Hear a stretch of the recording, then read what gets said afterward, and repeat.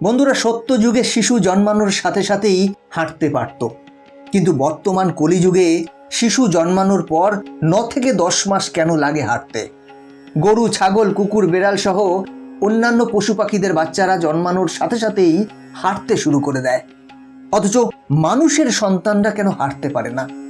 কার অভিশাপের কারণে এমনটা হয়েছে? কে দিয়েছিল এই অভিশাপ, যা সমগ্র নারী জাতিকে আজও ভোগ করতে হচ্ছে? পৌরাণিক গ্রন্থে এর কি ব্যাখ্যা রয়েছে, সেটাই আজকের এই ভিডিওতে বিস্তারিতভাবে বলবো। একটি প্রাচীন গল্পের মাধ্যমে এর উত্তর জানবো আজকে, তাই ভিডিওটা অবশ্যই মন দিয়ে শেষ পর্যন্ত দেখুন, কারণ এই ভিডিওতে আপনার মনের অনেক প্রশ্নের উত্তর পেয়ে যাবেন।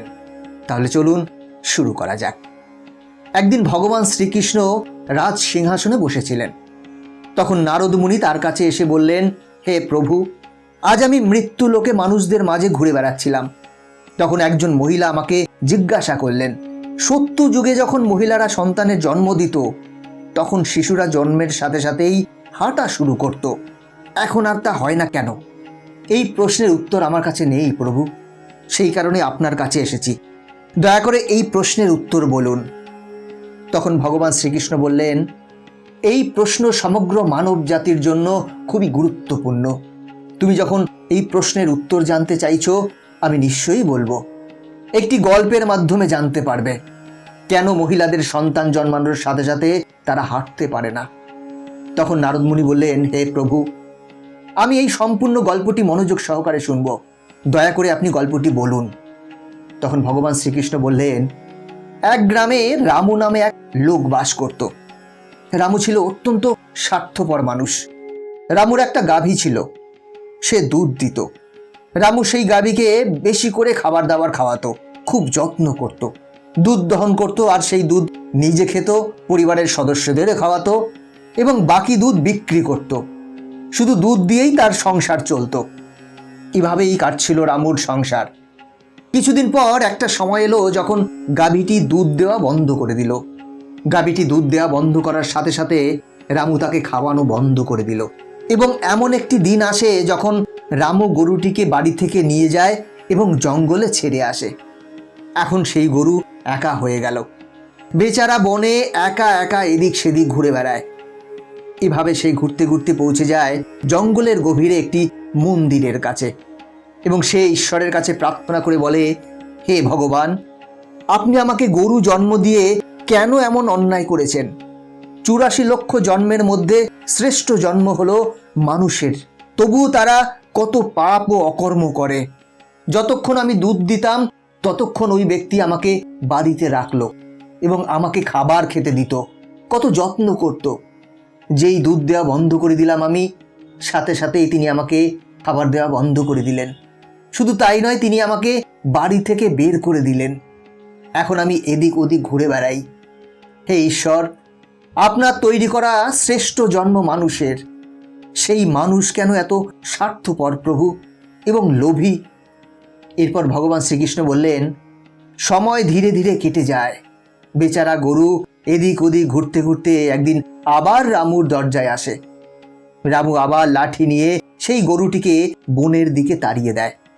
এভাবেই কিছুদিন কেটে যায় এবং গাভীটিও আবার গর্ভবতী হয়। যখন সে 3-4 মাসের গর্ভবতী, তখন সেই জঙ্গলের মধ্যে দিয়ে যাচ্ছিল এক মহিলা। সেই মহিলা গাভীটিকে দেখে মনে মনে ভাবল, আমি এক কাজ করি, আমি এই গাভীটিকে বাড়িতে নিয়ে যাই। তার বাছুর হলে এই গাভী আমাকে অনেক দুধ দেবে, তারপর আমি নিজে দুধ পান করব এবং আমার পরিবারের সদস্যদেরও খাওয়াবো এবং বাকি দুধ বিক্রিও করব। এই বলে সেই মহিলা তার স্বামীকে ডাকতে গেল গরুটিকে ধরার জন্য। কিন্তু সেখানে যখন তার স্বামীকে নিয়ে উপস্থিত হলো, তখন গরুটি সেখান থেকে চলে যায়। দেখতে দেখতে আরও সময় কেটে গেল। এরপর যখন সেই গাভীর প্রসবের সময় ঘনিয়ে এলো, তখন সে নির্জন বনে গিয়ে নিরাপদ স্থানে বাচ্চা প্রসব করল। প্রসবের কিছু সময় পর সেই মহিলা একই বনে গিয়েছিল। সে দূর থেকে দেখলো একটা গাভী তার বাচ্চা প্রসব করেছে। তখন সেই মহিলা তার কাছে গিয়ে বলল, আরে, এটা তো সেই গাভীটা, ইতিমধ্যেই বাচ্চা প্রসব করেছে। এবার সেই মহিলা মনে মনে ভাবল, এখন আমি অবশ্যই এই গরুটিকে ধরে আমার বাড়ি নিয়ে যাব। মহিলা যখন এই কথা ভাবছিল, ঠিক সেই মুহূর্তে গরুটি বলল, বোন, আজ আমাদের একটু উপকার করবে? আমার সন্তানের সবে জন্ম হয়েছে, সে হাঁটতে পারে না। তুমি যদি তাকে তুলে আমার কাঁধে রাখো, আমি আমার সন্তানকে নিয়ে নিরাপদ স্থানে চলে যাব, কারণ আমার সন্তান 8 মাস পর হাঁটতে পারবে।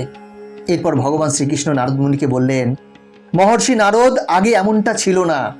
বাছুর জন্মানোর 8 মাস পর নিজের পায়ে হাঁটতে সক্ষম হতো। তখন নারদ মুনি বললেন, হে প্রভু, তারপর কি হলো বলুন। তখন ভগবান শ্রীকৃষ্ণ বললেন, গাভীর এই কথাটা শোনা মাত্রই সেই মহিলা উচ্চ স্বরে হাসতে লাগলো এবং সে বলল, তোমার সন্তান নোংরায় পড়ে গেছে, আমি কেন তোমার সন্তানকে তুলে তোমার কাঁধে রাখবো? আমি কেন তোমার উপর দয়া করব? আমার হাত কেন নোংরা করব? এই বলে সেই মহিলা গরুকে নিয়ে মজা করতে করতে সেখান থেকে চলে যায়। সেই সময় গরুটি ছিল নিরুপায়, সে তার সন্তানকে তুলতে পারেনি। সেই মুহূর্তে অনেক দুঃখ পেয়ে তাকে অভিশাপ দেয় সেই গরু। অভিশাপ দিতে গিয়ে বলল, আজ যাও, এখন তোমাদের সন্তান জন্মের পর হাঁটা শুরু করে, কিন্তু আজ আমি তোমাদের অভিশাপ দিচ্ছি, এবার থেকে তোমাদের সন্তান জন্মের 10 মাস পরে পায়ে হাঁটতে পারবে। আর আমাদের সন্তান যে আজ হাঁটতে পারছে না, আজকের পর জন্মের সাথে সাথেই সে তার পায়ে হাঁটতে পারবে। এরপর ভগবান শ্রীকৃষ্ণ বললেন, হে নারদ, গরুর এই অভিশাপের কারণে আজ মহিলাদের সন্তান জন্মের সাথে সাথেই তার পায়ে হাঁটতে পারে না। সত্য যুগে মানুষ জন্মের পরেই নিজের পায়ে হাঁটা শুরু করেছিল, আর বেদব্যাস জন্মের পরেই নিজের পায়ে হাঁটা শুরু করেছিলেন এবং তার প্রমাণ বিভিন্ন গ্রন্থে পাওয়া যায়। এটা ছিল সত্য যুগের কথা। কলিযুগে জন্মের পর শিশুদের নিজের পায়ে হাঁটতে কমপক্ষে 8 থেকে 9 মাস সময় লাগে। এর কারণ হলো সেই গরু সমগ্র স্ত্রী জাতিকে অভিশাপ দিয়েছিলেন। সেই দিন থেকেই সমস্ত মহিলার সন্তান জন্মের সাথে সাথে হাঁটতে পারার প্রক্রিয়া থেমে যায়। গরুর অভিশাপের কারণেই শিশু জন্মের 9 থেকে 10 মাস পরেই নিজের পায়ে দাঁড়াতে সক্ষম হয় এবং বাছুর একদিন থেকেই নিজের পায়ে হাঁটতে সক্ষম হয়। বন্ধুরা, অন্যের দুঃখে দুঃখিত হওয়া এবং অন্যের আশীর্বাদ অর্জন করাই সবথেকে বড় ধর্ম। তাই আমাদের উচিত অসহায় পশু পাখিদের সাহায্য করা। এটাই সনাতন ধর্মের সবথেকে বড় ধর্ম।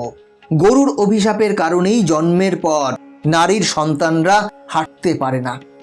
একজন নারীর ভুলের কারণেই সমগ্র নারী জাতিকেই সেই অভিশাপের ফল ভোগ করতে হচ্ছে। তাই বন্ধুরা, কাউকে কখনো অপমান করতে নেই। আজকের ভিডিও এখানেই শেষ করছি। ভিডিওটা কেমন লাগলো কমেন্ট করে জানাবেন। এই চ্যানেলে নতুন হলে চ্যানেলটি সাবস্ক্রাইব করে বেল আইকনটি প্রেস করে রাখবেন পরবর্তী ভিডিও দেখার জন্য। ভালো থাকবেন, সাথে থাকবেন।